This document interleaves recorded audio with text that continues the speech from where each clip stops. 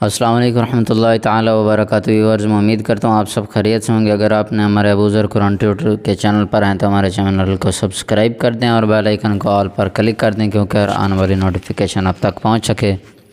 چلو ابھی ہم ویڈیو کی طرف چلتے ہیں کہ ہم چوتھی ویڈیو کے اندر ہم خواص بیان کریں گے، قرآن پاک کی فضیلتیں اور ان کے فضائل۔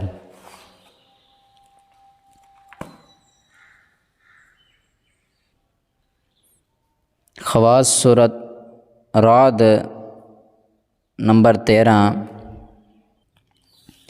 اگر بچہ کثرت سے روتا ہو تو اس پر دم کرنے سے بچہ حشاش بشاش رہے۔ اس کا نقش باوضو لکھ کر گلے میں ڈال یا دائیں بازو پر باندھیں، انشاءاللہ تعالی وہ شخص اسباب یا جن کے اثر سے محفوظ رہے گا اور ظالم حاکم سے محفوظ رہے گا۔ جیل خانہ سے رہائی کے لیے باوضو مغرب اور عشاء کے درمیان 21 بار پڑھیں اور اگر بچہ روتا ہو تو 3 بار پڑھ کر بچے پر دم کریں، مجروب ہے۔ خواص سورۃ ابراہیم نمبر 14۔ یہ سورہ سحر جادو سے نجات کے لیے بہت مفید ہے۔ اگر کسی شخص کی قوت مردمی سحر جادو کے ذرائع باندھ دی گئی ہو تو روزانہ 3 بار سورۃ ابراہیم تلاوت کرنے سے سحر باطل ہوگا اور قوت مردمی بحال ہو جائے گی اور اللہ تعالیٰ کے فضل و کرم سے وہ مردم اپنی اصلی حالت پر آ جائے گا۔ خواص سورۃ الحجر نمبر 15۔ اگر جگر بڑھ گیا ہو یا سخت ہو گیا ہو 7 بار پیٹ پر دم کریں، تکلیف جاتی رہے گی۔ اگر کوئی شخص سورۃ الحجر کو زعفران کے پانی باوضو لکھے اور پاک پانی سے دھو کر عورت کو پلائے تو بحکم خدا اس کا دودھ بہت زیادہ ہوگا، ماشاءاللہ تعالی۔ جب کوئی چیز خریدے یا فروخت کرے، اگر اس پر سورۃ الحجر پڑھ کر دم کرے تو اس مال میں برکت ہوگی۔ سورۃ النحل نمبر 16۔ اگر کسی شخص کے دشمن اسے جان سے مارنا چاہتے ہوں اور اسے ہلاکت کا خوف ہو تو سورۃ النحل کو ایک بیٹھک میں ایک آدمی یا کئی آدمی 100 مرتبہ پڑھیں، انشاءاللہ تعالی دشمن اس کے فرما بردار ہوں گے اور اگر اطاعت نہ کی تو پریشان اور ذلیل ہوں گے۔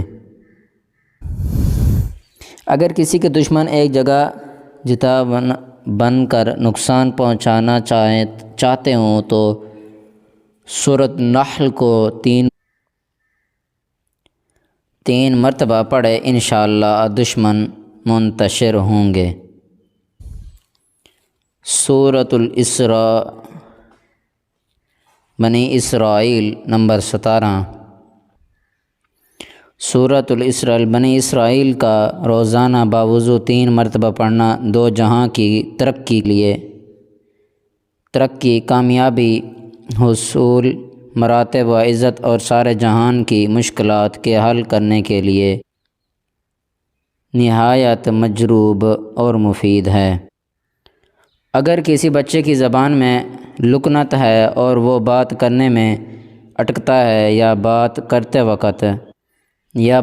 وقت اس کی زبان پھرتی ہے تو عرق گلاب میں زعفران کو حل کر کے پاک کاغذ پر سورۃ بنی اسرائیل کو لکھے اور پانی میں کھول کر روزانہ بچے کو پلائے تو کچھ عرصہ کے بعد اللہ تعالیٰ کے فضل و کرم سے بچے کی زبان کی لکنت ختم ہو جائے گی۔ اگر لڑکا یا لڑکی گندے ذہن ہو اور سبق یاد نہ ہوتا ہو یا یاد کر کے بھول جاتا ہو باوضو ہو کر عرق گلاب میں زعفران کو حل کر کے اس سے پوری صورت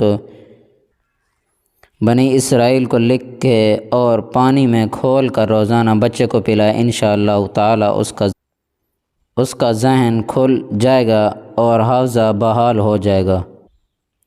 سورۃ الکہف کے خواص نمبر 18۔